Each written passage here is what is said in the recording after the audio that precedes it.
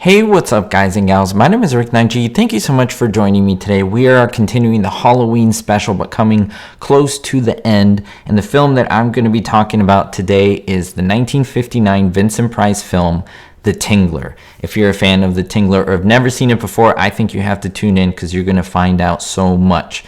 Don't forget to join the Rick Nineg family and become a member so that you can get exclusive perks, so you can watch videos like this one before anyone else who is a non-member. So let's get right to it. The gimmick, or the main item in this film that I want to talk about, is called the Percepto, and they really tried to promote this item called the Percepto. What was it? Well, it was this gimmick for this movie, this horror film called The Tingler, as I mentioned, where they had wiring in some theater seats with vibrating motors to give the audience an electric jolt during the movie's climax. Remember, 1959.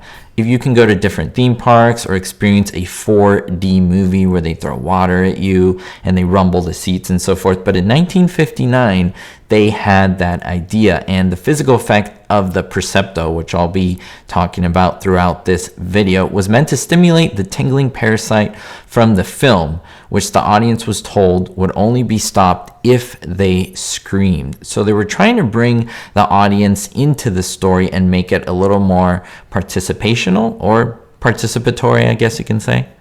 The film was directed by William Castle, and you may be surprised to find out that they were shills, or paid actors that were put into the audience when you would go watch this movie. Now, that's not every single movie theater, but it's select movie theaters, essentially major ones that they try to promote the heck out of all over the country, and they try to get people to go to those and then spread the word to others. So whenever there was a blood-curdling scream that occurred in the movie, these hidden buzzers vibrated the seats, and I mentioned this is called the Percepto. But they also planted shills, that is, people who were in on it, in the audience to let out their own screams.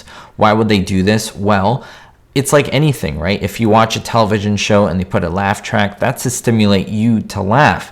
If people are screaming next to you really loudly, it might scare you or make you scream. And so it kind of is like the wave, or the audience mentality. When you do the wave at a baseball game, you kind of want to join in. Well, when others are screaming, you want to scream and join in the fun as well.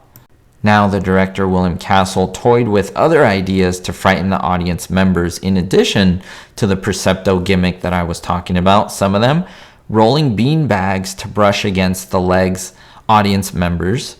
Also, speakers mounted at different areas that would give a screech when the Tingler appeared. And even using these shills that I mentioned, but to have them use and operate this type of mechanical device that would tickle the legs of audience members. But, of course, the only viable way of doing this was by attaching buzzers in select seats to coincide with the appearance of the Tingler, and that would make people who weren't in on it scream, plus the scream of the shills, and it would make everyone else scream pretty much. So it was quite the experience, something we don't really see happening today. This movie is, of course, in black and white, but remember, this is 1959, the eve of color, and you will see this impactful scene where there is this bright red blood flowing, essentially blood, throughout this scene. But how did they do that in a black and white film? Well, they used pretty clever effects for this, but it was 1959, so still primitive, but it was also still very clever. So they built the set in shades of black and white so that it would photograph on the color film as if it were being shot in black and white stock, even though it was being filmed in color. Now, the flowing red blood would stand out and create a very dynamic effect. So the color footage had to be manually spliced into the black and white release prints. This was days before thousands of release prints were needed for the actual theatrical release. Another famous horror film, 1954, Rear Window, one that I absolutely love. You may remember Miss Lonely Hearts. Well, that actress's name was Judith Evelyn. She's the woman who plays the mute, the terrified silent movie theater owner. And 5 years earlier, she had played this part, and she is also in this movie, interestingly enough, without saying a word, because she's, of course, mute.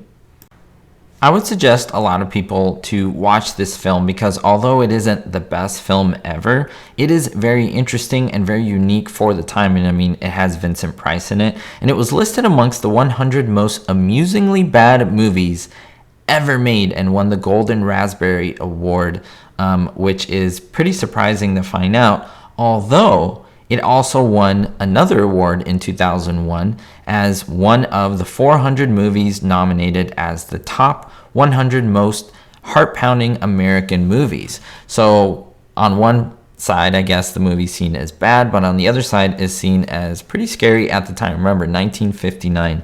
I want to know your thoughts. Have you seen this movie? What do you think about it? I really wanted to talk about that Percepto gimmick and the lengths that they try to go through to scare people and have them enjoy this movie.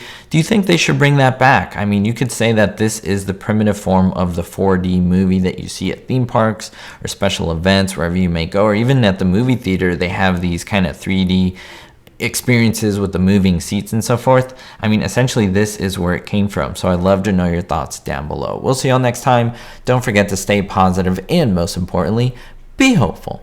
Thank you so much to all my patron supporters, especially my diamond tier patrons: Joanna R, Citizen Kane 359, Sally N, Daniel B, Jerry D, and Vito L. If you want to be on this list, make sure to check the link in the description, and thanks to all who support.